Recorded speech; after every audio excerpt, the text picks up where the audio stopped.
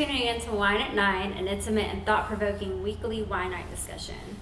Here at Wine at 9, we encourage you to grab a bottle of wine and some friends and join us as we discuss and debate a variety of topics ranging from minute and random to deep and philosophical. We are your hosts. I'm Jen. KG. Jerry Joseph. Yeah, Jerry Joseph. So, I'm going to go ahead and kick us off into our wines for the evening. I have Double Black, which is a limited edition wine from 1924, the brand, the vineyard. Jen has Tribute Cabernet, and KG also decided to join us tonight with a Cabernet from Josh. I think this is a red blend. Yours is a red blend? I thought it was a cab. No, this one's a red blend. It's a red blend. Ooh, okay. Cool. Well, you're joining us on the red side tonight. Yeah. It's a Wine at 9, guys. Yeah, well, actually, Ashley Bondi, our friend, was the first person that I know of that actually watched our first episode. Thanks, from beginning girl. to end. Yeah, we appreciate the work. And she suggested that we toast to, oh man, what was it? Something. It was, you told me earlier, inclusion. I believe. Self-love I knew it was inclusion for sure. Self-love and inclusion? Yeah. Self-love and inclusion. All right, cheers to that. Cheers to that. Bondi.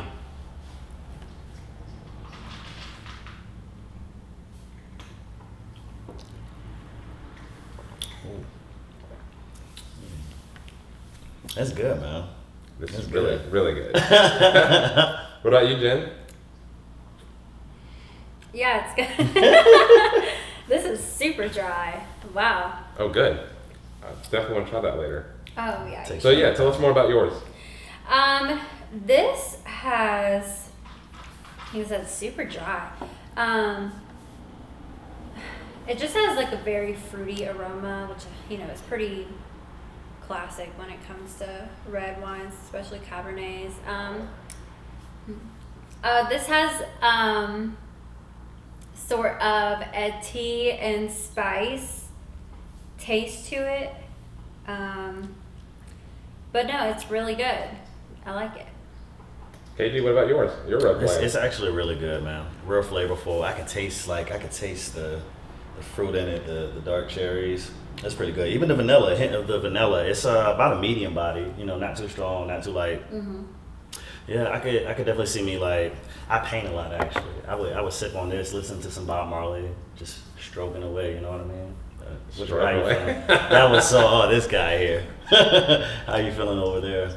This is bold, really, really bold.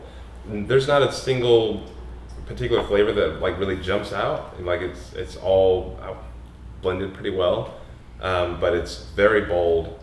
Very, I want to say it tastes kind of like dark, if that makes any sense. This is, I see why they call it Double Black now, but it is more than anything. It's very bold. It tastes like a bourbon drinker's wine. You know what I mean? It doesn't taste like bourbon, but it has as a bourbon drinker myself, this seems like this would be something I would be okay with drinking right after I, ran out of Woodford or, something else. Okay, I feel you.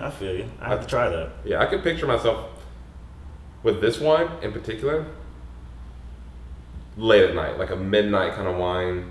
It's something I would watch if I would drink if I was watching Zack Snyder's Justice League, something really dark and broody. You have to for that, yeah. Yeah, it's a very dark, very bold wine, and I'm really, really digging it. Really good digging stuff. it. I think this is a nighttime wine as well. This is pretty rich in flavor. Really rich. So, yeah. I like it though. Heck yeah. All right, now that we got the wine out of the way, let's dive into our conversation tonight. Today's show. Crispr and Cas9. Let's talk about it. So, I didn't know about it, prior to him telling us the other day. I know, I think I had heard about it briefly, but never really looked into it. So it's basically, you give us the rundown of, a rundown of kind of what it is. Okay, so CRISPR Cas9 is, it's a natural occurring protein that lives in bacteria. And so when viruses attack bacteria, sometimes the bacteria will fight it off and survive. And what it'll do is it'll take a little snippet of the RNA from the virus and store it in a protein called Cas9. And what CRISPR does is that it actually runs through the DNA sequence of the bacteria over and over and over and over again until and it's always searching for that exact sequence from the virus. And once it finds it, it will actually cut it out and replace it. And it is extremely precise and extremely accurate, like down to a single letter pair. You can actually, change that. So what scientists have been doing is taking this technology, the CRISPR technology, and modifying it for their own will, whatever they want to do with any part of the genome of any organism, plant or animal alike. They can change it as they see fit. Wow. Completely altering the genome. Is that, and about how long have they been doing this? I think they first caught wind of, got an idea of it, I think in the 70s now. Yeah. CRISPR-Cas9 has been alive in bacteria for millions of years. It's completely naturally occurring in nature, and naturally occurring in nature, of course it is, But it's been in nature for millions of years, and here in the past 9 years have they been able to pretty much edit it. They've been able to control it, if you will, give it a certain DNA sequence and say, hey, go change this if you see it. And it's been really, really cool. They did a test with mice in the labs where they had a mouse that was they injected infected with HIV, and then took some of its genes out, put CRISPR into it, and say, hey, fix this, and put it back into the mouse, and I think they took out like 52% or 58% of HIV cells in that mouse, and that's just the beginning. Lord. How long did it take for that DNA sequence, or was it CRISPR? Or Cas9? How long did it take to eliminate that 58%? I think it was a matter of weeks. I'm not 100% sure so on it works that. super fast. Oh yeah. Okay, cool. Yeah. It's revolutionary. He Jean Coup. Let's talk about it. So the first recorded human experimentation with CRISPR, is it technically? He's the first one that we know of. That we Yeah. know of. Yeah. Recorded. Okay. Yeah. That's pretty wild. Yeah, it's a huge deal. What happened was there's a father, or there's a guy who had HIV, and he and his partner wanted to have a baby, but they didn't want their kids to be born with HIV. So Hajan Kui, it's a tough name. It's tough. Yeah, I think it's Hajan Kui. He wasn't even a geneticist. He was a physicist. Yeah, he was a physicist, and said, what, I'm going to learn CRISPR-Cas9. Didn't take him long. He's a smart guy. Learned it, tested it, and pretty much he made twin girls that were pretty much immune to HIV. They impregnated the mother using IFV, which is a I think it is. I think it's IVF. Yeah. So yeah, they used that. Got her pregnant, or let her get pregnant, and she gave birth to the first humans ever that were genetically modified from birth.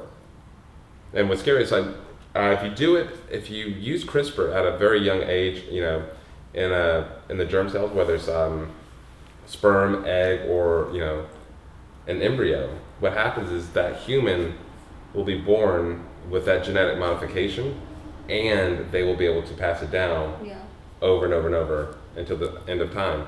Whereas a lot of people right now, a lot of scientists are trying to just pretty much work on somatic edits, which is when you do it in an adult. Now that person, if you do it like with one of us, if they do a gene edit, we can actually live the rest of our lives with that edit, and then if we were to have children, it won't be passed down. It won't be hereditary. Oh, okay, Yeah. Interesting. Wow. They were saying that when you do it, what is it? Gene is synaptic, and then what is the other? It's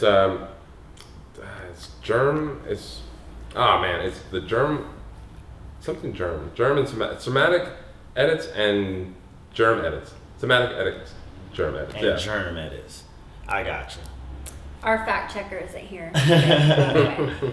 I believe it was. I think one of the potential risks that everybody was kind of afraid of with the germ edits was, I believe it was called gene drive. It's basically where you modify the genes and then that modification sticks in the genome and it goes like off. What do you call it? Like it gets passed down and completely alters the species genome. Like after that, I think that's the gist of it. And how much do you know about that? So if you do it in a single person, it's just a gene edit.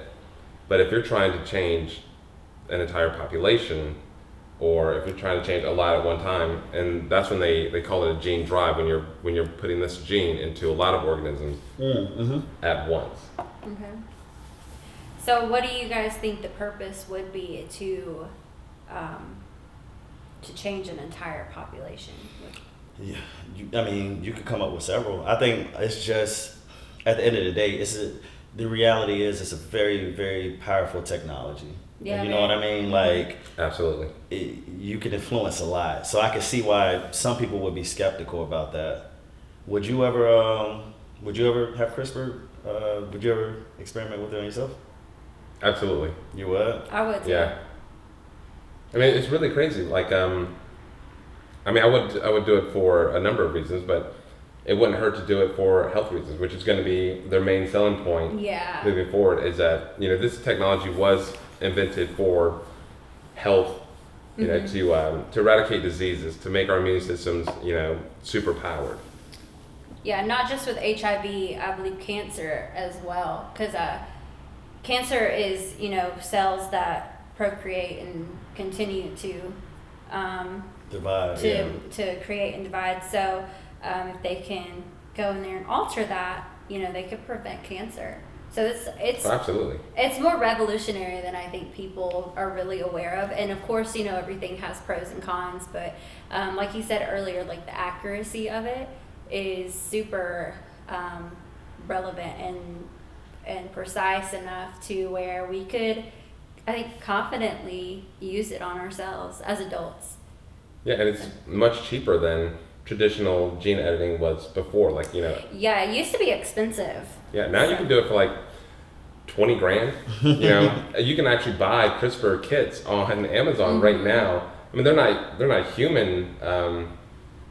They're not human cells that you're working on. Like, they're simple bacteria, but you can buy kits on Amazon today and start to learn and practice in your own home.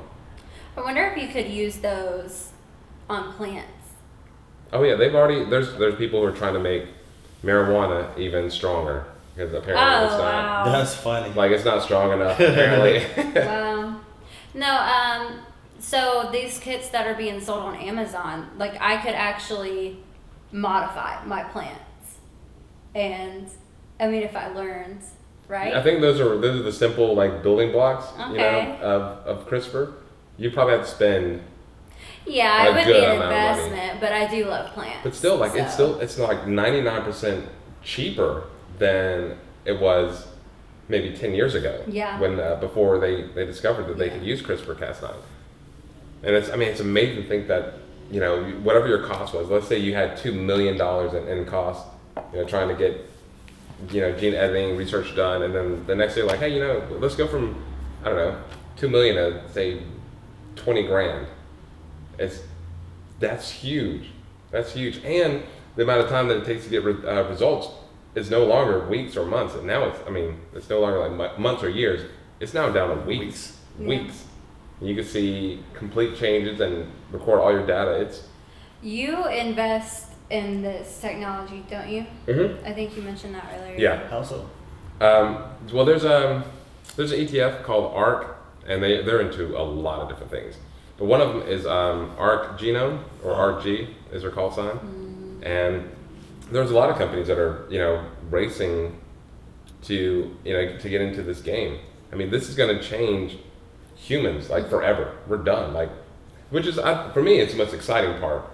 Is that when we were caveman, we were like humans, 1.0. And then now we are where we are here as humans, and I feel like that's kind of a humans 2.0. Yeah. But CRISPR is going to change everything. And with the birth of those twins in China, we have the first humans 3.0, in my opinion. Yeah. And so moving forward, having kids, reproducing the natural sex way is going to be very barbaric. We're done. We are done. A new breed of humans are now emerging. And I don't think that it's anything necessarily to be, I mean, of course there's going to be some skeptics around it, but I don't think that it's anything to be afraid of. I think if anything, we should, at least at the very minimum, appreciate where this technology has brought us to. I do. But it has to be moderated though. I think that's And something I look at what the internet is powerful. People don't understand. I look at both the pros and cons of it, but you have to address both sides of it. So it's like, this technology is definitely revolutionary, but it's too early to really know the true negative consequence from it. And I just try to I'm a skeptic first. I'm always on the defense about things, you know what I mean? Because it's just hard for me to get excited about it. I actually appreciate it because I know it's going to provide a lot of good, but let's minimize that bad if we can. It's very, very early. Those girls we don't even know. Yeah, we don't know nothing. The world is going to have them under a magnet. You know what I mean?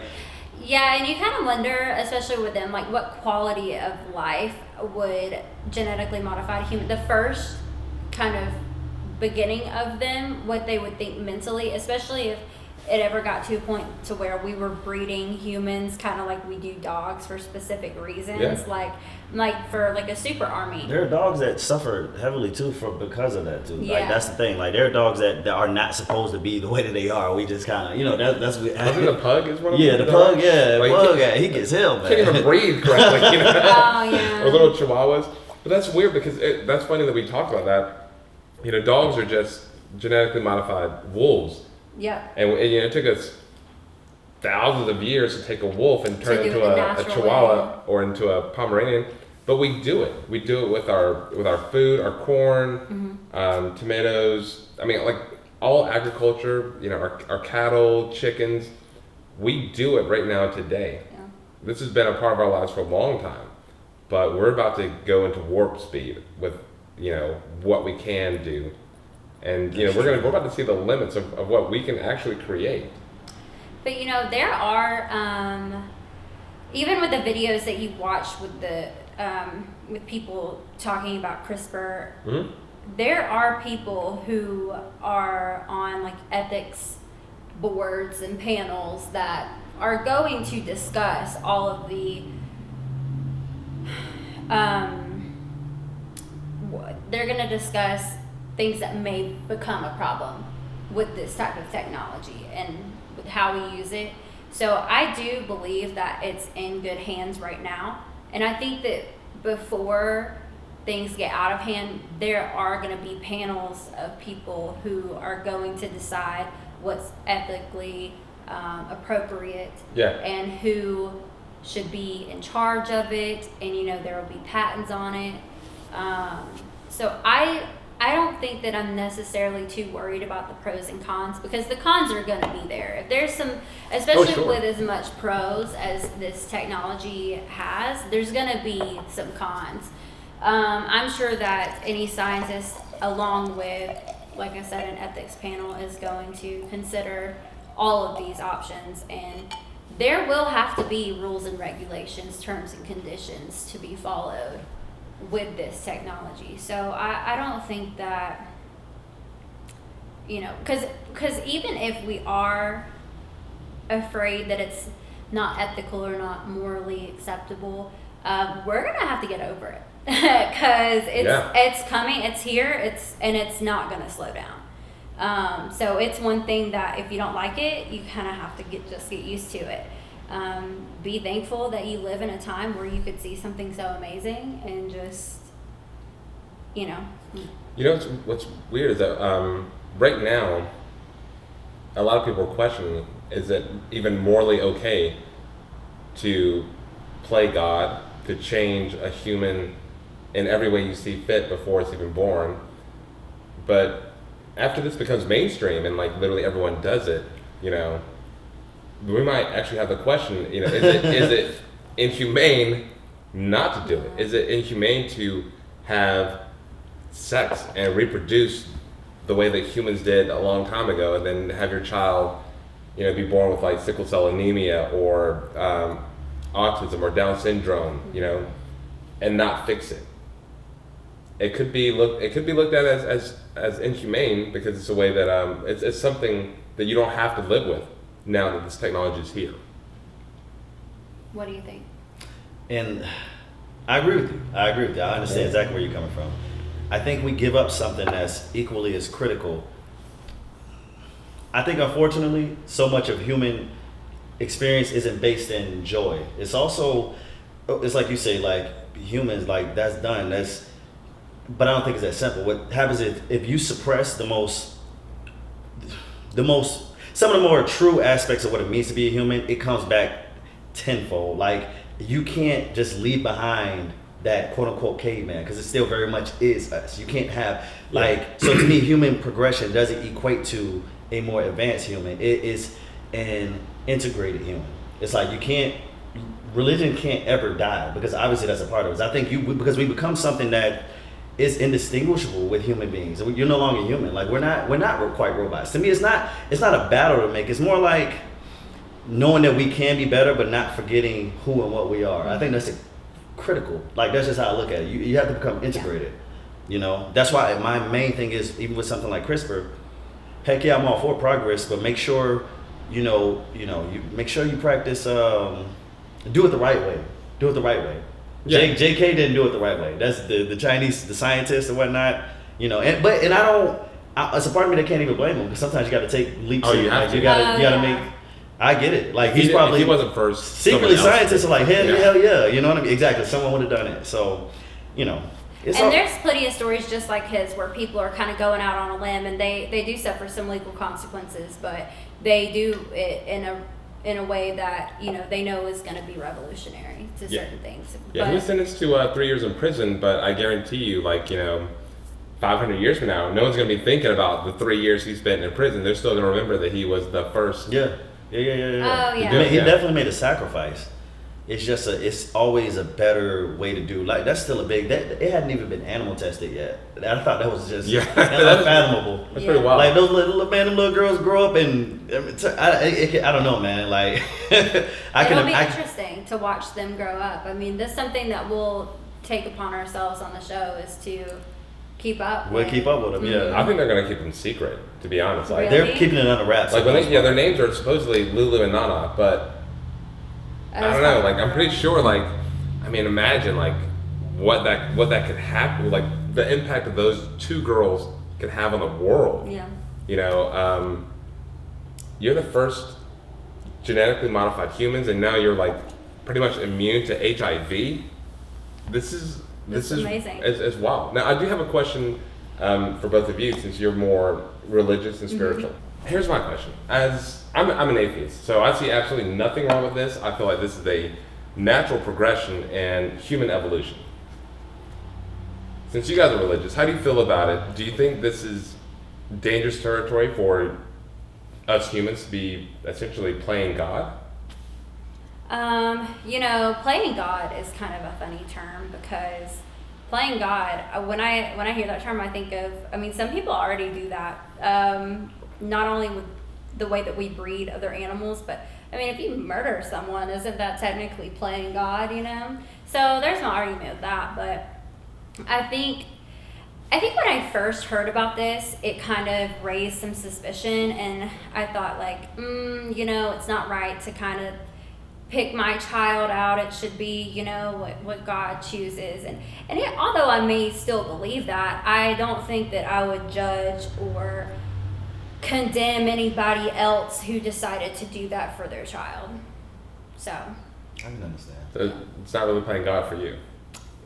To me, a little bit, but like I said earlier, I'm not going to stop it. Yeah. I'm not going to let it bother me. There's already a lot of this world's full of sin. So, I mean, one other, if that's, you know, I don't know, I'm not a Bible expert, but if that is something that's even mentioned in the Bible, CRISPR genetic engineering in the Bible? I don't think so. I doubt it. Right. I doubt it. Yeah. What about you, KG? How do you feel about playing God? To me, it'd be very much just that, playing God. That's all one can attempt to do. You play. I'm not necessarily against it, because it's like, that's life. As humans, we progress. That's part of the game. Mm-hmm. It doesn't shake my faith. It's more about a thing of, like, I'm looking at it from just the outcast. For instance, I'm using the internet. Actually, yeah. So one of the videos on YouTube that we watched, they mentioned how, like, at the computer, the PC, what it once was to where it actually did, like, in the internet, and I'm just like, but I've seen some of the negative things. It's like any weapon, which essentially is what technology potentially can be. Mm-hmm. It just has to be in the right hands, and I focus on the right hands more. It's like, so I feel like my biggest thing is, I guess I pay attention to just how, like, you know, once again, it just has to be moderated. So it sounds like you have some fears, like you're a little reserved on CRISPR and its applications. Do you have fears? Do you want to? Yeah, well, I think they're justified though. Yeah, what's your biggest fear? Let's talk about your fears dealing with CRISPR. Long term, actually two. I've noticed something when people I do believe in such thing as too many options or too many choices. Mm-hmm. I don't think human beings are meant to have the capacity to do everything. I think but once again, that's human beings, man. I don't, for all I know, man, we might be extinct by the time, like, at the end of it, man. I don't know. Like, I watched Terminator and shit, dude. Like, but for what it means for me to be a human, I always incorporate the spiritual component to things. So if you have the ability to modify things so drastically, it's like it takes away a little bit away from what it means for me to live. Half of life is the experience of the unknown and the things you can't control, because adversity builds character, all those things tie in together to the human experience for me. It's rooted in suffering, to be quite honest, because you can't have the joy, the beautiful part of life without the suffering. It makes you appreciate it. So the more I get it, don't get it twisted. Like, if trust me, I wouldn't deny my own child. Like, if I knew she had some type of disease and I could cure with it, I would definitely do that.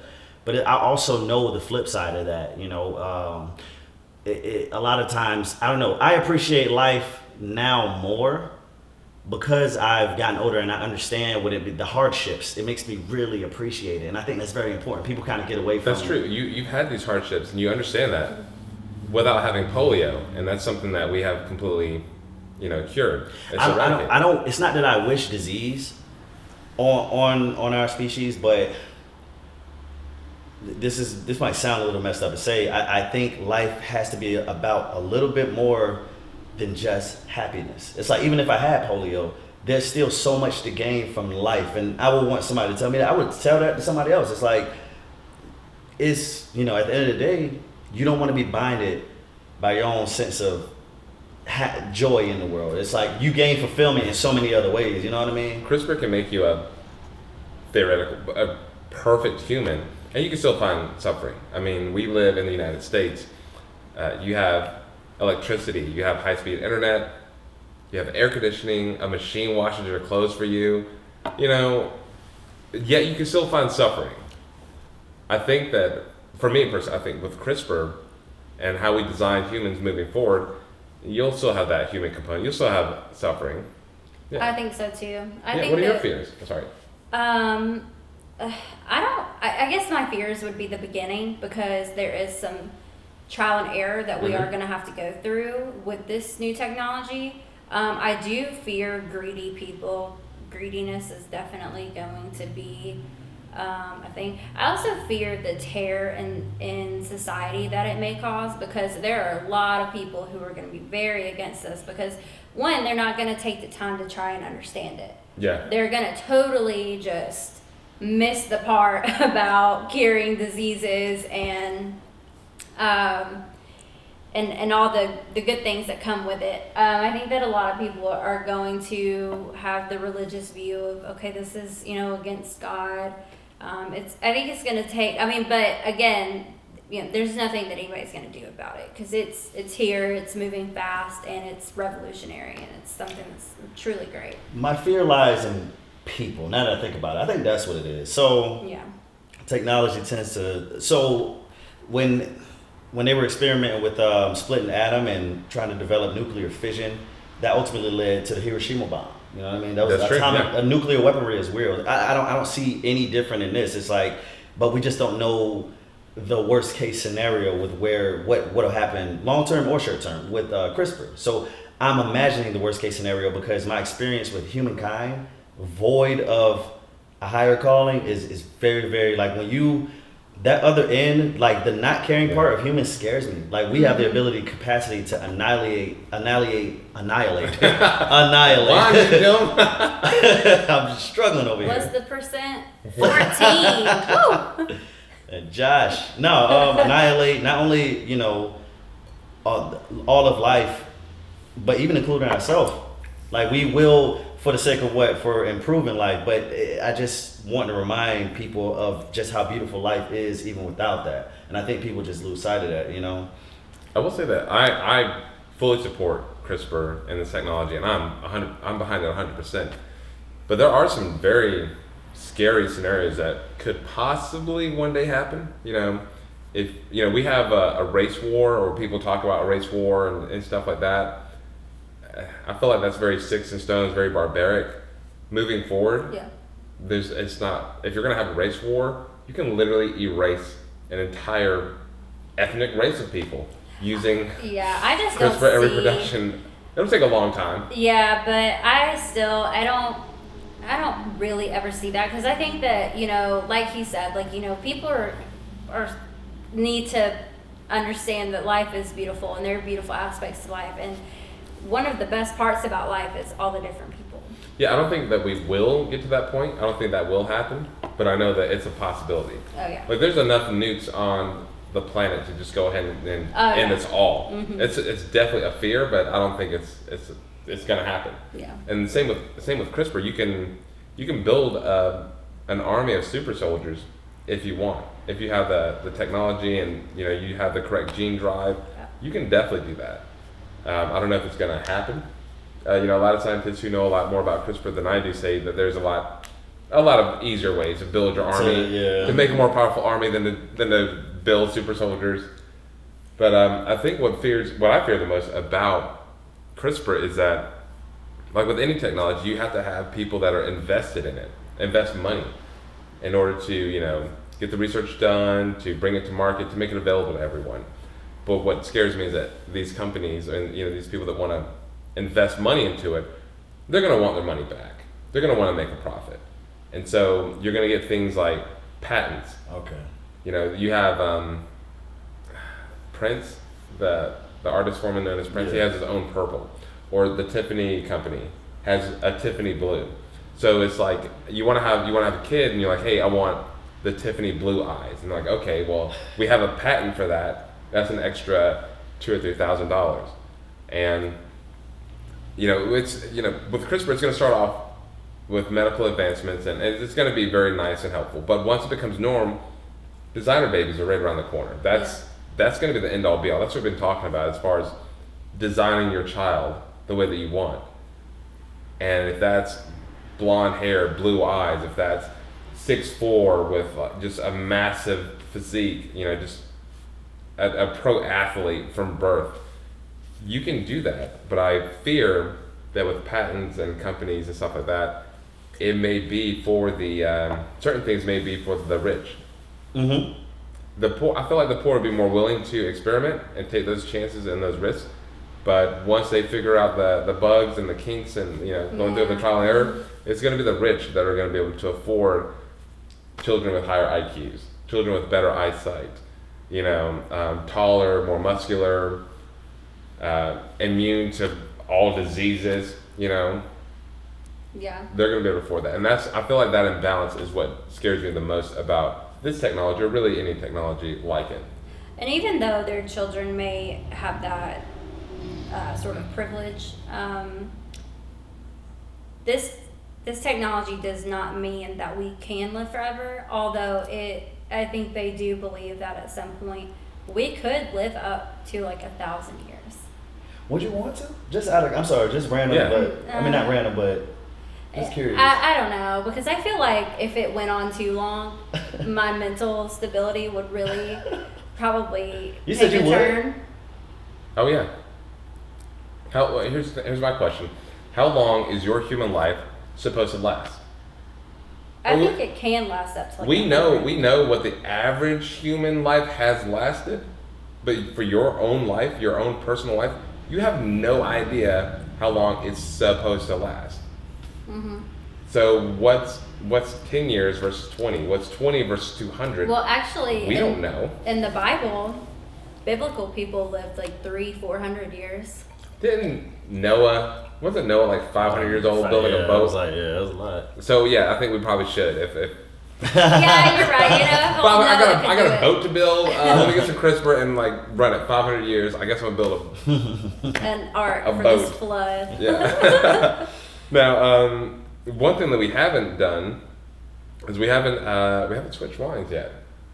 Okay. Yeah. Yeah, let's try it out.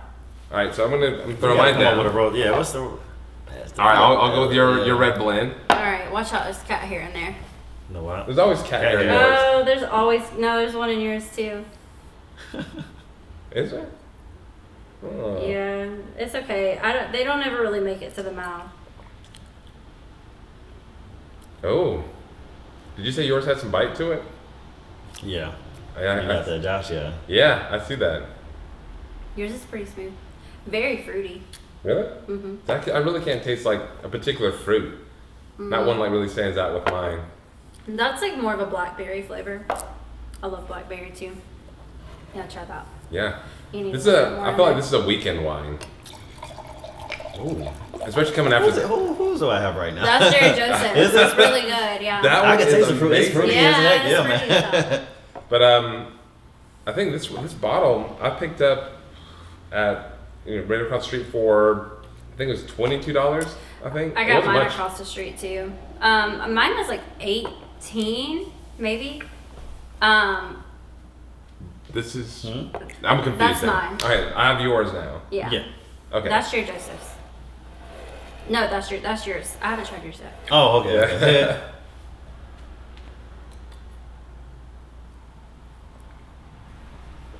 Oh, Y'all have a personal favorite You up have up until this point?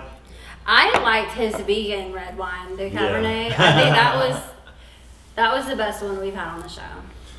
so I think for me, a favorite wine is it's really strange because I used to drink bottles a night, like 2 bottles. You were there. You used to live together, cool. And so I would buy, a pretty decent bottle. I'd spend like, $20-$30 on that bottle. Mm-hmm. And then my second bottle would be something much cheaper, it's like $10. And after drinking a nice bottle of wine, the second one doesn't taste as bad. Yeah. There's a wine called Dreaming Tree Crush. And I don't know if it was a wine I had before or what it was, or maybe I had that one first. I feel like, as you drink more than one bottle of wine, it kind of It all changes. blends. And I think it changes the flavor. Like you can pair wine with food, but I feel like you can also pair wine with other wine. Oh, And this okay. one just, for some reason that night with, I was there with my friend Lauren and Tariq, and it just hit in a way that I've never had wine taste. And it was incredible. So that was probably my favorite. It was like 20, that was only like $20 for a bottle. Oh, okay, wow. Yeah. Yeah, I always think about pairing wine with food because I love to eat. So, we all know that. I love eating breakfast. I know we're way off topic, but breakfast is my shit. Yeah, I do he not does. miss You do breakfast I every do day. not I miss can't do breakfast that, at man. all. He That's cooks funny. himself breakfast every day. Every day. Yeah. Were you cook breakfast a lot coming up? I think so. That might play into. I rarely had I don't know. My mom ain't cook breakfast. My that mom often. gave me cereal every morning. Yeah, we had Here's cakes. your We apple had jacks. the kicks and I mean, I don't Cheerios. think it was every single morning, but it was enough that eggs are one of my favorite foods of all time. It goes sushi, eggs, burgers, and tater tots. That's funny. All right, so Well, back to our topic. yeah. Where do we leave off? I don't remember. Do you guys? Talking about, I remember talking about some fears. I think. yeah, I think that's where we left off. Yeah. And you said you didn't have any though. I do have some. Yeah. Okay. It's, I feel like it could be like a monopoly, or it could be the rich that can afford the best jeans. The Nike or the Louis Vuitton or the Ferrari, Lamborghini. I mean, history suggests that's highly probable when you. Oh yeah, people very, are just very yeah. much at the end of the so. day. But the important part of this is that it will be in the beginning used mainly for medical purposes, which is the good thing. So we do have that to look forward to, and that's a very smooth landing entrance into the CRISPR-9, and I think it's a good way to get people comfortable with it. And I think that designer babies isn't something that people should be focusing on right now because it's not within our reach at the moment. Not at this moment, but I just literally thought of something for the first time ever. I've been researching this for years, and I just thought of this. We've been talking about designer babies because that's a big CRISPR talking point. Mm-hmm. We've been talking about designing your child, right? Yeah. Would you? How do you think you feel about literally ordering a child from a company? I've always thought about it as like you go to the hospital and they say, all right, you want a kid? Yeah, blah blah. Oh yeah, we're going to IVF. the future. That's crazy. Here's all the medical conditions we can Okay. erase. What would you do? How would you make your baby if you could? I mean, to be honest, I don't. Yes, I want to know. Now, Like, you I'm don't want curious. kids? No. I mean, I do. That's a tough. He's on the spot right now. Yeah. I want to hear that. So I've always wanted twin girls, and I once dated a girl who had twin girls, and that was phenomenal, yeah. But so if I had to design my own kids, it'd be like twin girls, and they'd be like, I don't know, immune to diseases, and that would be. Would they be blue Asian? Man. Huh? Yes, Would they be thank you. Asian? Yeah, phenotypical features. Actually, it wouldn't matter to me.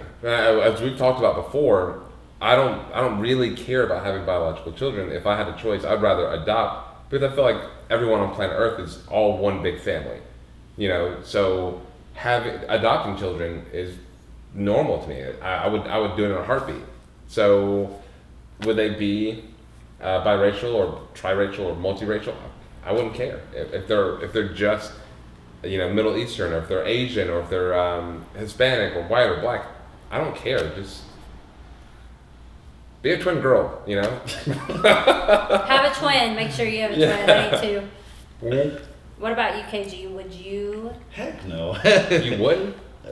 Order. Or even if you and your girlfriend or wife were expecting, would you go in and change the DNA and the genes?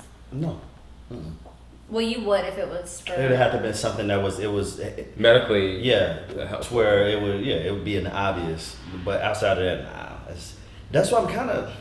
What does it indicate that people are so like willy nilly about? Hey, we can change. Like even I can make them this or that, and it's like I don't understand that. That's like it's almost like that takes away. To me, it's like okay, it's just like in real life, even like with physical appearance. And I find this really funny, man. Like part of life to me is being able to overcome. So it's like having a child. Whatever it is what you get. Now if it's Down syndrome or something like that, it's where it's going to be that debility. I get it, but.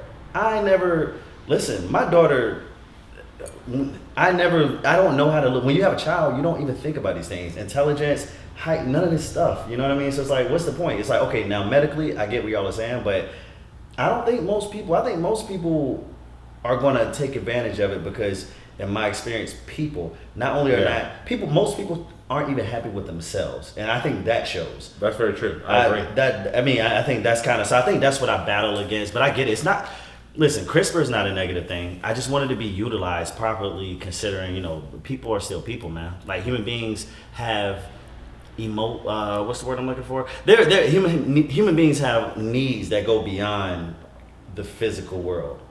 Yeah. And I always want to address that, you know. So what about you, Jen? Would you do it?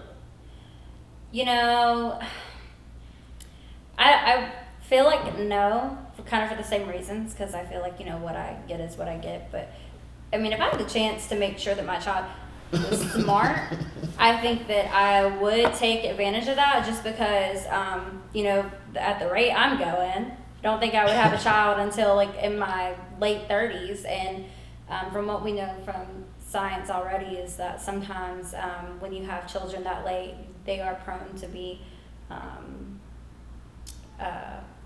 mentally challenged, autistic. Mm-hmm. So I think I would do it for that reason, so that I could have a child a little bit later, and ensure that they were healthy. But looks wise, first off, they're getting my genes, they're already good, so I'm just kidding. But stay blessed. But I don't know, I think it's hard to say, because I don't have that option right now. So, but I am curious as to how things progress, how my mind will change, considering that. So let's do some final thoughts, some closing thoughts on the whole CRISPR Cas9. Go ahead, KG. What do you think? I got you. It was a scientist, the World Science Festival. His name, I've got it here actually. William Hurlburt. But he made this. He quoted a philosopher, I believe, and he said, what is it? God darn it! Now I forgot it. Oh, that's funny as heck, man. That wine got I'm telling you, bro. He could see with CRISPR, you can see where a few years from now, or however many years from now, is going to be a great divide. Is like you're going to have a lot of people that are angry because everybody's been advantaged, where the rich and the poor, they can't really, the best they had to hope for was like the medical stuff and all that, but they couldn't quite make them, so he was like, but at least the poor will be able to say that I said it all wrong, it's okay. Basically, he drove home the fact that if you're not experimented on, like, that can possibly be a good thing too, man. He was like, I think people really do undermine how big a deal that is, tampering with genes, like from embryos. That is a big, big thing, man. And that's kind of what he was stressing. It was like, it's similar to even nowadays when I think about, so my final thoughts, I think people, ultimately, we need humility. And I think that's why my stance is very strong on what it is. I don't think we have that. It's easy to get excited about technology, but if you're not mature enough spiritually or emotionally, culturally, it can lead to some unnecessary suffering collectively. And I just want to draw home on that. It's like, we need to be humble. That's a good point. That's my own, yeah. Okay, Dan, what you got? I think my final thoughts are that I'm excited. I think it's a great thing. Even if I didn't think it was a great thing, I would have to get over it because it's here. I'm excited to see where it goes. Personally, I think what will be most exciting is that they believe that they can help with aging. And I think that that's something that I definitely want to be alive for. For sure. Definitely want to see that happen. So I think that's my final thought. And like I said, I'm really excited to see where it goes. So. The progression of humanity and the human species has always been very fascinating to me. I think that CRISPR is an express lane to get to where we're going. We are now experiencing the death of the human 2.0. We're seeing the next step in human evolution, and it's extremely exciting. There's some scary things about it, no doubt, but it's far more exciting to see where we're going to go, what's going to happen, and what lies ahead for us. Respect. All right. Yeah. Well. And self-love and inclusion, is that right? Yes. Self-love and inclusion. Self-love and inclusion. Who's doing our outro? Go look at KG. That's you, KG. Read the outro. That concludes today's discussion. Make sure to tune in next Sunday here at Wine and Nine. be sure to subscribe and comment below that you would like us to cheers to next week. So y'all, yeah, just chime in, subscribe with us, and Oh, we'll suggest cheers wine. to. Huh? Suggest a wine. Suggest a wine. For us to drink, and we'll pick it up. We'll get on it. Pick a topic for us to talk about. Anything that anybody would like to hear. We'll Give talk us about some- anything, right? Yeah, I mean, anything from minute and random to deep and philosophical. Wait, is there anything that you won't talk about? I don't think so. I think I'm pretty much open to anything. Relationships. What? We'd get canceled. Oh my god. Oh, No. we'll see how that goes. All right. Good episode, guys. All right, Good y'all. episode. That was really good. I felt really good about that.